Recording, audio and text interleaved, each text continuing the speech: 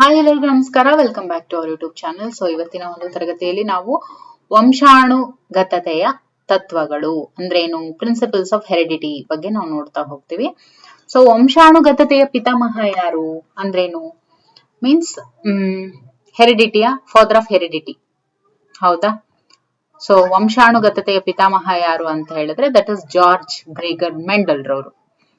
ಜೀವಿಗಳ ಆನುವಂಶಿಕ ಘಟಕ ಯಾವುದು ಅಂತ ಹೇಳಿದ್ರೆ, ನೋಡಿ, ಜೀವಿಗಳ ಆನುವಂಶಿಕ ಘಟಕ ಬಂದು ಜೀನ್ ಆಗಿರುತ್ತೆ. ಒಂದು ನಿರ್ದಿಷ್ಟ ಗುಣಲಕ್ಷಣವನ್ನ ನಿಯಂತ್ರಿಸುವ ಜೀನ್ ನ ಪರ್ಯಾಯ ರೂಪಕ್ಕೆ ಏನಂತ ಕರೀತಾರೆ? ಅದನ್ನ ಅಲೀಲ್ ಅಂತ ಕೂಡ ಕರೀತಾರೆ, ಅಲೀಲ್ಸ್ ಅಂತ ಹೇಳಿ ಕರೀತಾರೆ. ಓಕೆ, ಜೀವಿಗಳ ಆನುವಂಶಿಕ ರಚನೆಗೆ ಏನಂತ ಕರೀತಾರೆ? ನೋಡಿ, ಜೀವಿಗಳ ಆನುವಂಶಿಕ ರಚನೆಗೆ ಜೀನೋಟೈಪ್ ಅಂತ ಹೇಳಿ ಕರೀತಾರೆ. ಏನಂತ ಕರೀತಾರೆ? ಜೀನೋಟೈಪ್ ಅಂತ ಹೇಳಿ ಜೀವಿಗಳ ಆನುವಂಶಿಕ ರಚನೆಗೆ ಕರೀತಾರೆ.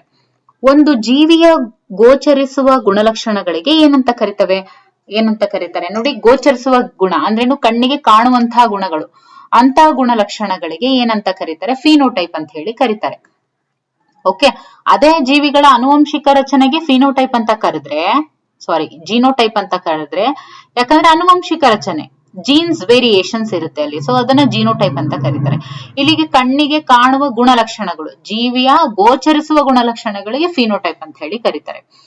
ಇನ್ನು ಮೆಂಡಲ್ ತಮ್ಮ ಪ್ರಯೋಗಗಳಿಗಾಗಿ ಯಾವ ಸಸ್ಯಗಳನ್ನ ಬಳಸಿದ್ರು ಅಂದ್ರೆ ಎಲ್ಲರಿಗೂ ಗೊತ್ತಿರುತ್ತೆ, ದಟ್ ಇಸ್ ಬಟಾಣಿ. ಓಕೆ, ಮೆಂಡಲ್ ನ ಲಾ ಆಫ್ ಸೆಗ್ರಿಗೇಷನ್ ಏನನ್ನ ವಿವರಿಸುತ್ತೆ ಅಂದ್ರೆ, ಲಾ ಆಫ್ ಸೆಗ್ರಿಗೇಷನ್ ಅಂತ ಏನ್ ಹೇಳಿದ್ದಾರೆ, ವಿದಳನ ನಿಯಮ ಮೆಂಡಲ್ ರವ್ರದ್ದು, ಆಕ್ಚುಲಿ ಅದು ಏನನ್ನ ಹೇಳುತ್ತೆ ಅಂತ ಹೇಳಿದ್ರೆ, ಗ್ಯಾಮೆಟ್ ರಚನೆಯ ಸಮಯದಲ್ಲಿ ಅಲೀಲ್ಗಳ ಪ್ರತ್ಯೇಕತೆ, ಅಂದ್ರೆ ಇವಾಗ ಗ್ಯಾಮೆಟ್ ಫಾರ್ಮೇಶನ್ ಆಗ್ತಾ ಇದೆ ಅಂತ ಹೇಳಿದ್ರೆ ಆ ಸಮಯದಲ್ಲಿ ಅಲೀಲ್ಗಳು ಯಾವ ರೀತಿ ಸಪರೇಟ್ ಆಗುತ್ತೆ, ಅಲೈಲ್ಗಳ ಪ್ರತ್ಯೇಕತೆಯ ಬಗ್ಗೆ ಅವ್ರು ಹೇಳ್ತಾ ಹೋಗ್ತಾರೆ ಲಾ ಆಫ್ ಸೆಗ್ರಿಗೇಷನ್ ಅಲ್ಲಿ. ಸೆಗ್ರಿಗೇಷನ್ ಅಂದ್ರೆ ಏನು? ವಿದಳನ ಮೀನ್ಸ್ ಸಪರೇಟ್ ಆಗೋದು. ಸೊ ಏನ್ ಸಪರೇಟ್ ಆಗುತ್ತೆ ಅಲ್ಲಿ? ಅಲೀಲ್ಗಳ ಸಪರೇಷನ್ ಯಾವಾಗ? ಈ ಒಂದು ಗ್ಯಾಮೆಟ್ ಫಾರ್ಮೇಶನ್ ಆಗ್ಬೇಕಾದ್ರೆ. ಮೆಂಡಲ್ ನ ಲಾ ಆಫ್ ಇಂಡಿಪೆಂಡೆಂಟ್ ಅಸಾರ್ಟ್ಮೆಂಟ್ ಇದು ಯಾವ ರೀತಿಯ ಕ್ರಾಸ್ಗೆ ಅನ್ವಯಿಸುತ್ತೆ? ಲಾ ಆಫ್ ಇಂಡಿಪೆಂಡೆಂಟ್ ಅಸಾರ್ಟ್ಮೆಂಟ್ ಅನ್ನುವಂತ ಒಂದು ಲಾ ಏನ್ ಹೇಳಿದ್ರು, ತತ್ವ ಏನ್ ಹೇಳಿದ್ರು ಮೆಂಡಲ್ ರವರು, ಇದು ಆಕ್ಚುಲಿ ಯಾವುದಕ್ಕೆ ಸಂಬಂಧಪಟ್ಟಿದ್ದು ಅಂದ್ರೆ ಡೈಹೈಬ್ರಿಡ್ ಕ್ರಾಸ್ಗೆ ರಿಲೇಟೆಡ್ ಆಗಿರುವಂತದ್ದು. ಒಂದು ಜೀವಿಯಲ್ಲಿ ಒಂದೇ ರೀತಿಯ ಅಲೈಲ್ಗಳು ಇದ್ರೆ ಅದಕ್ಕೆ ಏನಂತ ಕರೀತಾರೆ? ಒಂದೇ ರೀತಿಯ ಅಲೈಲ್ಗಳು ಇದ್ರೆ ಅದನ್ನ ಹೋಮೋಜೈಗಸ್ ಅಂತ ಹೇಳಿ ಕರೀತಾರೆ. ವಂಶವಾಹಿಗಳ ರಾಸಾಯನಿಕ ರಚನೆ ಯಾವುದು? ವಂಶವಾಹಿಗಳ ರಾಸಾಯನಿಕ ರಚನೆ ಬಂದು deoxyribose nucleic acid, that is DNA. ಡಿಎನ್ಎಯ ಒಂದು ಭಾಗವು ನಿರ್ದಿಷ್ಟ ಪ್ರೋಟೀನ್ಗೆ ಕೋಡ್ ಮಾಡಿದ್ರೆ ಅದಕ್ಕೆ ಏನಂತ ಕರೀತಾರೆ? ನೋಡಿ, ಇವಾಗ ಡಿಎನ್ಎಯ ಒಂದು ಭಾಗವನ್ನ ನಿರ್ದಿಷ್ಟ ಪ್ರೋಟೀನ್ಗೆ ಕೋಡ್ ಮಾಡಿದ್ರೆ, ಇವಾಗ ಡಿಎನ್ಎ ಇದೆ ಅಂತ ಇಟ್ಕೊಳ್ಳಿ.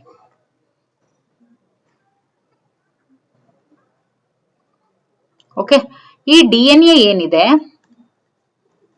ಈ ಡಿಎನ್ಎಯ ಒಂದು ಪರ್ಟಿಕ್ಯುಲರ್ ಭಾಗ ಇರುತ್ತೆ ಅಂತ ಇಟ್ಕೊಳ್ಳಿ. ಅದನ್ನ ನಿರ್ದಿಷ್ಟ ಪ್ರೋಟೀನ್ಗೆ ಕೋಡ್ ಮಾಡಿದ್ರೆ ಅದನ್ನ ಏನಂತ ಕರೀತಾರೆ? ಅದನ್ನ ಜೀನ್ ಅಂತ ಹೇಳಿ ಕರೀತಾರೆ. ಓಕೆ, ಒಂದು ಜೀವಕೋಶದಲ್ಲಿರುವ ಕ್ರೋಮೋಸೋಮ್ಗಳ ಸಂಪೂರ್ಣ ಸೆಟ್ಗೆ ಏನಂತ ಕರೀತಾರೆ? ಒಂದು ಜೀವಕೋಶದಲ್ಲಿ ಇರುವಂತ ಕ್ರೋಮೋಸೋಮ್ಗಳ ಕಂಪ್ಲೀಟ್ ಸೆಟ್ ಆಫ್ ಕ್ರೋಮೋಸೋಮ್ಸ್ ಅನ್ನ ಕ್ಯಾರಿಯೋಟೈಪ್ ಅಂತ ಹೇಳಿ ಕರೀತಾರೆ. ಕ್ಯಾರಿಯೋಟೈಪ್ ಅಂತ ಹೇಳಿ ಕರೀತಾರೆ. ಕ್ಲಿಯರ್?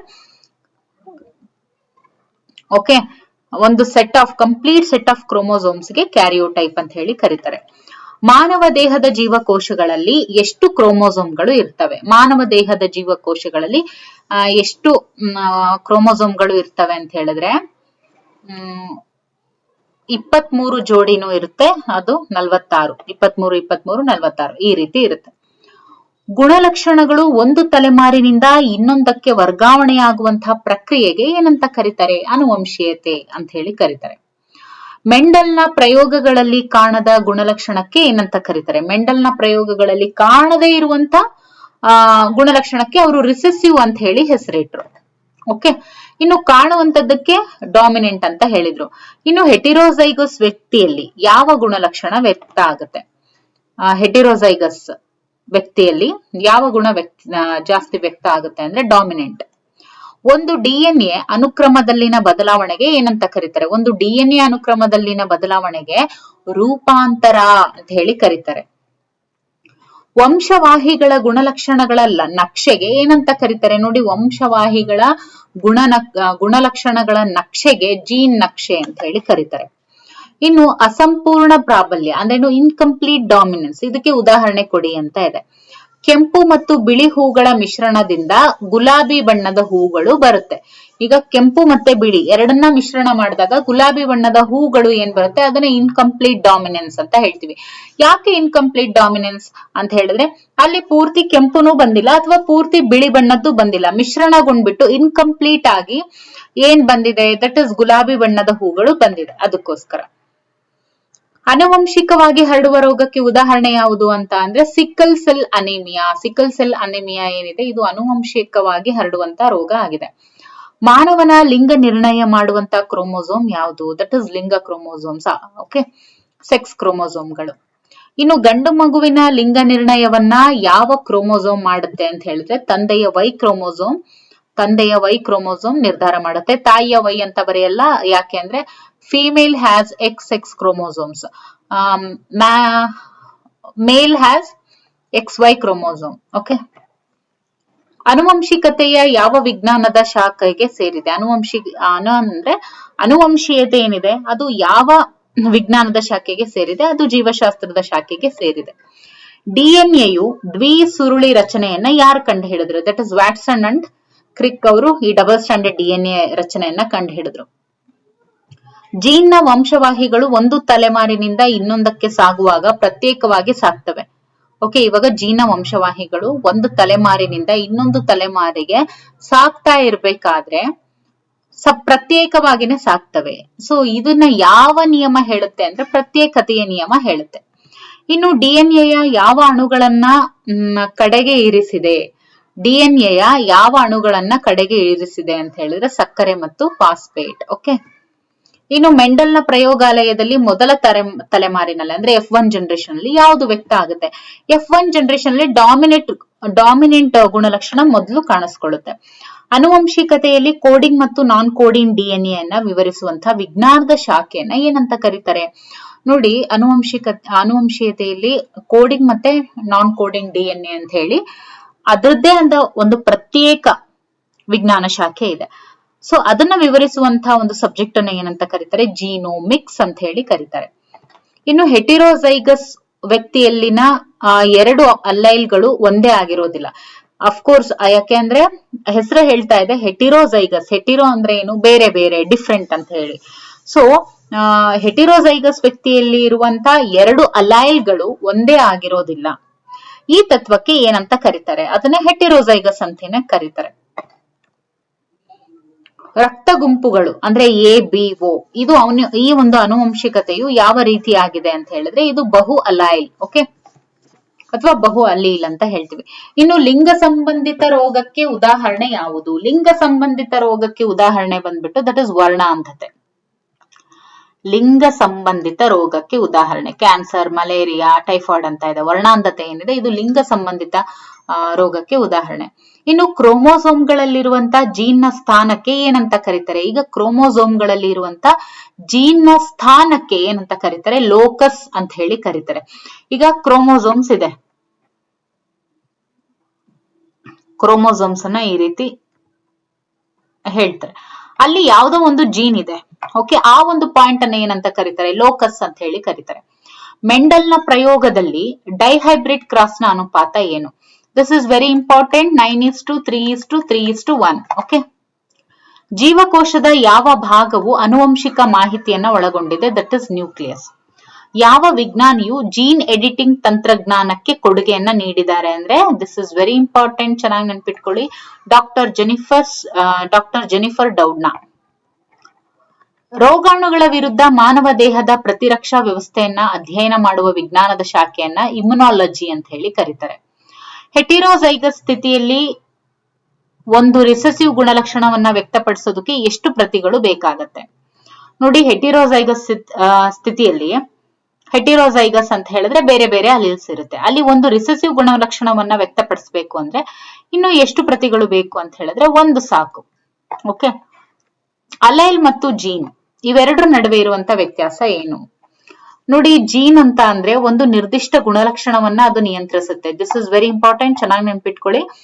ಜೀನ್ಗೂ ಅಲೈಲ್ಗೂ ಇರುವಂತ ವ್ಯತ್ಯಾಸ ಏನು ಅಂದ್ರೆ ಜೀನ್ ಅಂತ ಅಂದ್ರೆ ಒಂದು ಪರ್ಟಿಕ್ಯುಲರ್ ಕ್ಯಾರೆಕ್ಟರ್ ಅನ್ನ ಅದು ಕಂಟ್ರೋಲ್ ಮಾಡುತ್ತೆ. ಬಟ್ ಅಲೀಲ್ ಏನಿದೆ ಗುಣಲಕ್ಷಣದ ಪರ್ಯಾಯ ರೂಪ ಅಷ್ಟೇ. ಡಿಎನ್ಎಯ ಒಂದು ಭಾಗವು ನಿರ್ದಿಷ್ಟ ಪ್ರೋಟೀನ್ಗೆ ಕೋಡ್ ಮಾಡಿದ್ರೆ ಅದಕ್ಕೆ ಏನಂತ ಕರೀತಾರೆ? ಈಗ ಡಿಎನ್ಎಯ ಒಂದು ಭಾಗ ನಿರ್ದಿಷ್ಟ ಪ್ರೋಟೀನ್ಗೆ ಅದನ್ನ ಕೋಡ್ ಮಾಡಿದ್ರೆ ಅದನ್ನ ಜೀನ್ ಅಂತ ಹೇಳಿ ಕರೀತಾರೆ. ಇನ್ನು ಮೆಂಡಲ್ನ ಪ್ರಯೋಗಗಳಲ್ಲಿ ಪ್ಯೂನೆಟ್ ಚೌಕ, ಪನೆಟ್ ಸ್ಕ್ವೇರ್ ಅಂತ ಹೇಳ್ತೀವಿ. ಇದನ್ನ ಯಾವ ಒಂದು ಉದ್ದೇಶಕ್ಕಾಗಿ ಬಳಸ್ತಾರೆ ಅಂದ್ರೆ ಸಂತತಿಯ ಜೀನೋಟೈಪ್ಗಳ ಸಂಭವನೀಯತೆಯನ್ನು ಊಹಿಸೋದಕ್ಕೆ ಇದನ್ನ ಬಳಸ್ತಾರೆ. ಇನ್ನು ಅನುವಂಶಿಕತೆ ಮತ್ತು ಡಿಎನ್ಎ ನಡುವಿನ ಸಂಬಂಧ ಏನು? ಅನುವಂಶಿಕತೆ ಮತ್ತು ಡಿಎನ್ಎ ನಡುವಿನ ಸಂಬಂಧ ಏನು? ಅನುವಂಶೀಯತೆ ಮತ್ತು DNA, heredity and DNA. Okay, ಇವೆರಡರ ನಡುವಿನ ಸಂಬಂಧ ಏನು ಅಂತ ಹೇಳಿದ್ರೆ ಡಿಎನ್ಎ ಅನುವಂಶೀಯ ಮಾಹಿತಿಯನ್ನ ಅದು ಸಂಗ್ರಹಿಸುತ್ತೆ. ಒಂದು ಜೀವಿಯಲ್ಲಿ ಇರುವಂತ ಎಲ್ಲಾ ಜೀನ್ಗಳ ಸಂಗ್ರಹಕ್ಕೆ ಏನಂತ ಕರೀತಾರೆ? ಜೀನೋಮ್ ಅಂತ ಹೇಳಿ ಕರೀತಾರೆ. ಇನ್ನು ಯಾವ ವಿಜ್ಞಾನಿಯು ಮೆಂಡಲ್ನ ನಿಯಮಗಳನ್ನ ಆಧರಿಸಿ ಜೀನ್ ಅಂತ ಹೇಳಿ ಒಂದು ಪದವನ್ನ ಬಳಸಿದ್ರು? ಸೊ ಮೊಟ್ಟ ಮೊದಲನೇ ಬಾರಿಗೆ ಜೀನ್ ಅನ್ನುವಂಥ ಪದವನ್ನ ಬಳಸಿದಂತವ್ರು ಡಾಕ್ಟರ್ ವಿಲೆಲ್ಮ್ ಜೋಹಾನ್ಸನ್ ರವರು. ಓಕೆ, ಇದನ್ನ ಚೆನ್ನಾಗಿ ನೆನ್ಪಿಟ್ಕೊಳ್ಳಿ. ಆಮೇಲೆ ಪ್ಲಿಯೋಟ್ರೋಫಿ. ಓಕೆ, ಪ್ಲಿಯೋಟ್ರೋಫಿ ಈ ಒಂದು ತತ್ವಕ್ಕೆ ಉದಾಹರಣೆಯನ್ನ ಕೊಡಿ. ಪ್ಲಿಯೋಟ್ರೋಫಿ ಅಂತ ಹೇಳಿದ್ರೆ ಒಂದು ಜೀನು ಅನೇಕ ಲಕ್ಷಣಗಳನ್ನು ನಿಯಂತ್ರಿಸುತ್ತೆ. ಒನ್ ಪರ್ಟಿಕ್ಯುಲರ್ ಜೀನ್ ಅನೇಕ ವೇರಿಯಸ್ ಕ್ಯಾರೆಕ್ಟರ್ಸ್ ಅನ್ನ ಅದು ಕಂಟ್ರೋಲ್ ಮಾಡುತ್ತೆ. ಅದನ್ನ ಪ್ಲಿಯೋಟ್ರೋಫಿ ಅಂತ ಕರೀತಾರೆ. ಸಸ್ಯಗಳಲ್ಲಿ ಸ್ವತಂತ್ರ ವಿಂಗಡಣೆಯ ನಿಯಮವು ಯಾವ ಪ್ರಕ್ರಿಯೆಗೆ ಸಂಬಂಧಿಸಿದೆ? ನೋಡಿ, ಸಸ್ಯಗಳಲ್ಲಿ ಸ್ವತಂತ್ರ ವಿಂಗಡಣೆಯ ನಿಯಮವು ಯಾವ ಒಂದು ಪ್ರೋಸೆಸ್ಗೆ ಸಂಬಂಧಿಸಿದೆ ಅಂತ ಹೇಳಿದ್ರೆ ಅದು ಸಂತಾನೋತ್ಪತ್ತಿ. ಸಹ ಪ್ರಾಬಲ್ಯ ಅಂದ್ರೆ ಕೋಡಾಮಿನೆನ್ಸ್ ಅಂತ ಹೇಳ್ತೀವಿ. ಈ ಕೋಡಾಮಿನೆನ್ಸ್ ಗೆ ಒಂದು ಉದಾಹರಣೆ ಕೊಡಿ ಅಂತ ಹೇಳಿದರೆ ಮನುಷ್ಯರಲ್ಲಿ ರಕ್ತದ ಗುಂಪು ಏನಿದೆಯಲ್ಲ ಇದು ಕೋಡಾಮಿನೆನ್ಸ್ ಗೆ ಉದಾಹರಣೆ. ಇನ್ನು ಒಂದು ಜೀವಕೋಶದಲ್ಲಿ ಡಿಎನ್ಎ ಯನ್ನ ಯಾರು ಕಂಡು ಹಿಡಿದ್ರು ಅಂತ ಹೇಳಿದ್ರೆ ಫ್ರೆಡ್ರಿಕ್ ಮಿಶ್ಚರ್ ಅವರು. ಓಕೆ, ಫ್ರೆಡ್ರಿಕ್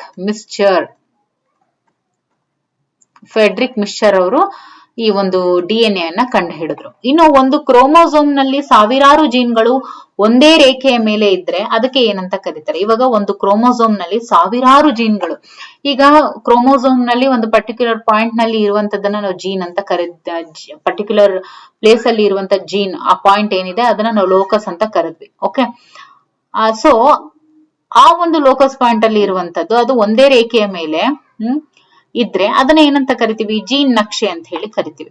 ಇನ್ನು ವಂಶಾಣುಗತತೆಯ ಯಾವ ಜೀವಶಾಸ್ತ್ರದ ಶಾಖೆಗೆ ಸೇರಿದೆ ಅಂದ್ರೆ ಅದು ವಂಶವಾಹಿ ಶಾಸ್ತ್ರಕ್ಕೆ ಸೇರಿದೆ.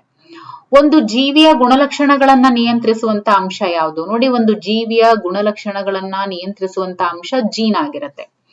ಜೀನ್ಗಳ ನಡುವಿನ ಕ್ರಾಸ್ ಓವರ್ ಯಾವ ಪ್ರಕ್ರಿಯೆಯಲ್ಲಿ ನಡೆಯುತ್ತೆ? ಇವಾಗ ಜೀನ್ಗಳ ನಡುವಿನ ಕ್ರಾಸ್ ಓವರ್ ಏನಿರುತ್ತೆ ಅದು ಯಾವ ಪ್ರಕ್ರಿಯೆಯಲ್ಲಿ ನಡೆಯುತ್ತೆ ಅಂದ್ರೆ ಅದು ಮಿಯಾಸಿಸ್ ಅಲ್ಲಿ ನಡೆಯುತ್ತೆ. ಓಕೆ, ಮಿಯಾಸಿಸ್ ಅಲ್ಲಿ ಕ್ರಾಸ್ ಓವರ್ ನಡೆಯುತ್ತೆ. ಇನ್ನು ವಂಶವಾಹಿಯಲ್ಲಿನ ರೂಪಾಂತರಕ್ಕೆ ಸಂಬಂಧಿಸಿದಂತ ಅಧ್ಯಯನ ಯಾವುದು? ನೋಡಿ, ವಂಶವಾಹಿನಿಯಲ್ಲಿ ರೂಪಾಂತರಕ್ಕೆ ಸಂಬಂಧಿಸಿದಂತ ಅಧ್ಯಯನ ಬಂದು ಮ್ಯುಟೇಷನಲ್ ಜೆನೆಟಿಕ್ಸ್. ಓಕೆ, ಈ ಮ್ಯುಟೇಷನಲ್ ಜೆನೆಟಿಕ್ಸ್ ಏನಿದೆಯಲ್ಲ ಇದು ವಂಶವಾಹಿಯಲ್ಲಿನ ರೂಪಾಂತರಕ್ಕೆ ಸಂಬಂಧಿಸಿದಂತ ಅಧ್ಯಯನ ಆಗಿರುತ್ತೆ. ಓಕೆ, ಅನುವಂಶಿಕತೆಯು ಯಾವ ತತ್ವವನ್ನ ಒಳಗೊಂಡಿದೆ? ಇದು ಪ್ರತ್ಯೇಕತೆಯ ತತ್ವವನ್ನ ಒಳಗೊಂಡಿದೆ, ಸ್ವತಂತ್ರ ವಿಂಗಡಣೆಯ ತತ್ವವನ್ನ ಒಳಗೊಂಡಿದೆ, ಜೊತೆಗೆ ಪ್ರಾಬಲ್ಯದ ತತ್ವವನ್ನು ಕೂಡ ಒಳಗೊಂಡಿದೆ. ಇನ್ನು ಡಿಎನ್ಎಯ ದ್ವಿಸುರುಳಿ ರಚನೆಯಲ್ಲಿ ಪ್ಯೂರಿನ್ಗಳು ಮತ್ತು ಪಿರಿಮಿಡನ್ಗಳು ಯಾವ ರೀತಿಯಲ್ಲಿ ಜೋಡಣೆಯಾಗಿದ್ದಾವೆ? ಪ್ಯೂರಿನ್ಗಳು ಪಿರಿಮಿಡನ್ ಜೊತೆಗೆ ಜೋಡಣೆ ಆಗಿದೆ. ಯಾವ ವಿಜ್ಞಾನಿಯು ವಂಶವಾಹಿಗಳ ಪಿತಾಮಹ ಅಂತ ಹೇಳಿ ಕರೆದ್ರು ಅಂತ ಹೇಳಿದ್ರೆ ಗ್ರೇಗರ್ ಮೆಂಡಲ್ ಅವರು ವಂಶವಾಹಿಗಳ ಪಿತಾಮಹ ಅಂತ ಹೇಳಿ ಈ ವಂಶವಾಹಿಗಳನ್ನ ಕರೆದ್ರು. ಯಾವ ರೀತಿಯ ಕೋಶಗಳು ಅಲೈಲ್ಗಳನ್ನ ಸಾಗಿಸ್ತವೆ ಅಂತ ಹೇಳಿದ್ರೆ ಅದು ಗ್ರಾಮಿಟ್ ಕೋಶ. ಓಕೆ, ಗ್ರಾಮಿಟ್ ಕೋಶಗಳು ಈ ಅಲೈಲ್ಗಳನ್ನ ಸಾಗಿಸ್ತವೆ. ಯಾವ ಜೀನ್ ರೋಗಗಳಿಗೆ ಕಾರಣವಾಗುತ್ತೆ? ನೋಡಿ, ರಿಸೆಸಿವ್ ಜೀನು ಮತ್ತೆ dominant gene. Okay, recessive gene ಮತ್ತೆ ಡಾಮಿನೆಂಟ್ ಜೀನ್ ಏನಿದೆ ಇವು ಜೀನ್ ರೋಗಗಳಿಗೆ ಕಾರಣ ಆಗ್ತವೆ. ಒಂದು ಕಮ್ಮಿ ಆದ್ರೂ ರೋಗ ಬರುತ್ತೆ, ಒಂದು ಹೆಚ್ಚಿಗೆ ಆದ್ರೂ ರೋಗ ಬರುತ್ತೆ. That is why recessive gene ಮತ್ತೆ ಡಾಮಿನೆಂಟ್ ಜೀನ್ ಅಂತ ಹೇಳೋದು. ಇನ್ನು ವಂಶವಾಹಿ ಶಾಸ್ತ್ರದ ಮುಖ್ಯ ಉದ್ದೇಶ ಏನು? ವಂಶವಾಹಿ ಮತ್ತು ಅನುವಂಶಿಕತೆಯನ್ನ ಅಧ್ಯಯನ ಮಾಡೋದು ಇದರ ಮುಖ್ಯ ಉದ್ದೇಶ. ಇನ್ನು ಲಿಂಗ ನಿರ್ಣಯದಲ್ಲಿ ಗಂಡುಗಳಲ್ಲಿ ಇರುವಂತ ಕ್ರೋಮೋಸೋಮ್ ಜೋಡಿ ಯಾವುದು ಅಂತ ಹೇಳಿದ್ರೆ ದಟ್ ಇಸ್ XY. ಇನ್ನು ಮೆಂಡಲ್ನ ಪ್ರಯೋಗಗಳಲ್ಲಿ ಡಾಮಿನೆಂಟ್ ಗುಣಲಕ್ಷಣಕ್ಕೆ ಉದಾಹರಣೆ ಯಾವುದು? ಸಸ್ಯದ ಎತ್ತರವಾದ ಆಕಾರ ಈ ಡಾಮಿನೆಂಟ್ ಗುಣಲಕ್ಷಣಕ್ಕೆ ಉದಾಹರಣೆಯಾಗಿ ತೋರಿಸಿದ್ದಾರೆ ಮೆಂಡಲ್ ರವರು.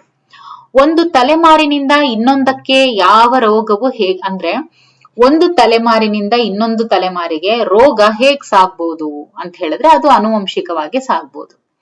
ಮೆಂಡಲ್ನ ಪ್ರಯೋಗದಲ್ಲಿ ರಿಸೆಸಿವ್ ಗುಣಲಕ್ಷಣವನ್ನ ಬಲಪಡಿಸೋದಕ್ಕೆ ಅಥವಾ ವ್ಯಕ್ತಪಡಿಸೋದಕ್ಕೆ ಎಷ್ಟು ಅಲೈಲ್ಗಳು ಬೇಕಾಗುತ್ತೆ? ನೋಡಿ, ಮೆಂಡಲ್ನ ಪ್ರಯೋಗದಲ್ಲಿ ಇವಾಗ ರಿಸೆಸಿವ್ ಗುಣಲಕ್ಷಣಗಳನ್ನ ವ್ಯಕ್ತಪಡಿಸಬೇಕು ಅಂತ ಹೇಳಿದ್ರೆ ಎಷ್ಟು ಅಲೈಲ್ಗಳು ಬೇಕಾಗುತ್ತೆ ಅಂತ ಹೇಳಿದ್ರೆ ಇಲ್ಲಿ 2 ಅಲೈಲ್ಗಳು ಬೇಕಾಗುತ್ತೆ ಅಂತ ಹೇಳಿದ್ದಾರೆ. ಓಕೆ,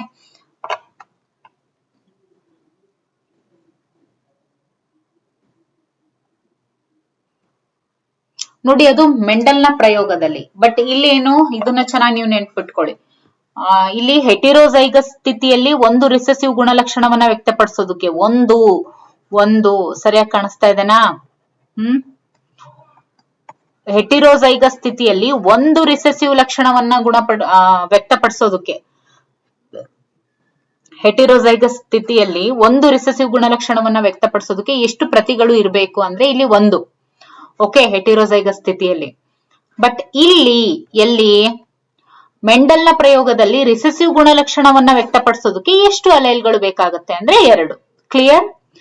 ಯಾವ ರೀತಿಯ ಕೋಶಗಳು ವಂಶವಾಹಿಯನ್ನ ಹೊಂದಿದವೆ ಅಂತ ಹೇಳಿದ್ರೆ ಒಂದು ಗ್ಯಾಮಿಟ್ ಕೋಶ, ಇನ್ನೊಂದು ದೈಹಿಕ ಕೋಶ. ಇನ್ನು ಯಾವ ವಂಶವಾಹಿ ಶಾಸ್ತ್ರದ ವಿಜ್ಞಾನಿ ಮನುಷ್ಯನ ರಕ್ತದ ಗುಂಪುಗಳ ಆನುವಂಶಿಕತೆಯನ್ನ ವಿವರಿಸಿದ್ರು ಅಂತ ಹೇಳಿದ್ರೆ ಲ್ಯಾಂಡ್ ಸ್ಟೀನರ್ ಅವರು. ಇನ್ನು ಜೆನೆಟಿಕ್ ಕೋಡ್ ಅಂತ ಅಂದ್ರೆ ಏನು? What is genetic code? Genetic code ಅಂತ ಅಂದ್ರೆ DNA ಅಲ್ಲಿ ಇರುವಂತಹ ಪ್ರೋಟೀನ್ ಸಂಶ್ಲೇಷಣೆಯ ಮಾಹಿತಿಯನ್ನ ಜೆನೆಟಿಕ್ ಕೋಡ್ ಅಂತ ಹೇಳ್ತಾರೆ. ಅಂದ್ರೆ DNA ನಲ್ಲಿ ಇರುವಂತಹ ಪ್ರೋಟೀನ್ ಸಂಶ್ಲೇಷಣೆಯ ಮಾಹಿತಿ, ಅದನ್ನ ಜೆನೆಟಿಕ್ ಕೋಡ್ ಅಂತ ಹೇಳ್ತಾರೆ. ಇನ್ನು ಮೆಂಡಲ್ನ ಯಾವ ನಿಯಮವು ವಂಶವಾಹಿಗಳ ಗುಣಲಕ್ಷಣಗಳು ಪರಸ್ಪರ ಪ್ರಭಾವ ಬೀರದೆ ಸ್ವತಂತ್ರವಾಗಿ ಸಾಕ್ತವೆ ಅಂತ ಹೇಳಿ ವಿವರಿಸುತ್ತೆ? ಅಂದ್ರೆ ಮೆಂಡಲ್ನ ಯಾವ ನಿಯಮ ವಂಶವಾಹಿಗಳ ಗುಣಲಕ್ಷಣಗಳು ಒಂದಕ್ಕೊಂದು ಪರಸ್ಪರ ಪ್ರಭಾವ ಬೀರದೆ ಅವು ಸ್ವತಂತ್ರವಾಗಿನೇ ಅವು ಸಾಕ್ತವೆ ಅಂತ ಹೇಳಿ ಹೇಳುತ್ತೆ. ಅಂದ್ರೆ that is none other than ಸ್ವತಂತ್ರ ವಿಂಗಡಣೆಯ ನಿಯಮ. Okay, law of independent assortment ಅಂತ ಹೇಳ್ತೀವಿ. ಇನ್ನು DNA ಒಂದು ಸಣ್ಣ ಭಾಗದಲ್ಲಿ ಆಗುವಂತ ಬದಲಾವಣೆಗೆ ಏನಂತ ಕರೀತಾರೆ? ನೋಡಿ, DNA ಒಂದು ಸಣ್ಣ ಭಾಗದಲ್ಲಿ ಆಗುವಂತ ಬದಲಾವಣೆಗೆ ಇದು ಈಗ DNA ಇದು. ಓಕೆ, ಈ DNA ನಲ್ಲಿ ಯಾವುದೋ ಒಂದು ಸಣ್ಣ ಭಾಗದಲ್ಲಿ ಒಂದು ಬದಲಾವಣೆ ಆಗುತ್ತೆ ಅಂದ್ರೆ ಅದನ್ನ ನಾವು ರೂಪಾಂತರ ಅಂತ ಹೇಳಿ ಕರೀತಾರೆ. ಓಕೆ, ರೂಪಾಂತರ ಅಂತ ಹೇಳಿ ಕರೀತಾರೆ. ಇನ್ನು ಆನುವಂಶಿಕವಾಗಿ ಮಗುವಿಗೆ ಯಾವ ಕ್ರೋಮೋಸೋಮ್ಗಳು ತಂದೆ ತಾಯಿಯಿಂದ ಬರ್ತವೆ ಅಂತ ಹೇಳಿದ್ರೆ ಆನುವಂಶಿಕವಾಗಿ ಮಗುವಿಗೆ ಯಾವ ಕ್ರೋಮೋಸೋಮ್ಗಳು ತಂದೆಯಿಂದ ಬರ್ತವೆ? ತಂದೆಯಿಂದ ಬರುವಂತದ್ದು ಯಾವುದು ಅಂತ ಹೇಳಿದ್ರೆ ಈಗ ನೋಡಿ, ಇದು ಫಿಮೇಲು. ಓಕೆ, ಇದು ಮೇಲು. ಸೊ ತಂದೆಯಿಂದ ಬರುವಂತದ್ದು ಯಾವುದು? ವೈ. ಓಕೆ, ಇದನ್ನ ಚೆನ್ನಾಗಿ ನೀವು ನೆನಪಿನಲ್ಲಿ ಇಟ್ಕೊಳ್ಳಿ. ಆನುವಂಶಿಕವಾಗಿ ಮಗುವಿಗೆ ಯಾವ ಕ್ರೋಮೋಸೋಮ್ಗಳು ತಂದೆಯಿಂದ ಬರ್ತವೆ ಅಂತ ಹೇಳಿದ್ರೆ ದಟ್ ಇಸ್ ವೈ ಕ್ರೋಮೋಸೋಮ್ಗಳು. ಯಾವ ಆನುವಂಶಿಕ ರೋಗವು ಹೆಚ್ಚಾಗಿ ಪುರುಷರಲ್ಲಿ ಕಂಡು ಬರುತ್ತೆ ಅಂದ್ರೆ ಅದು ಹಿಮೋಫೀಲಿಯಾ.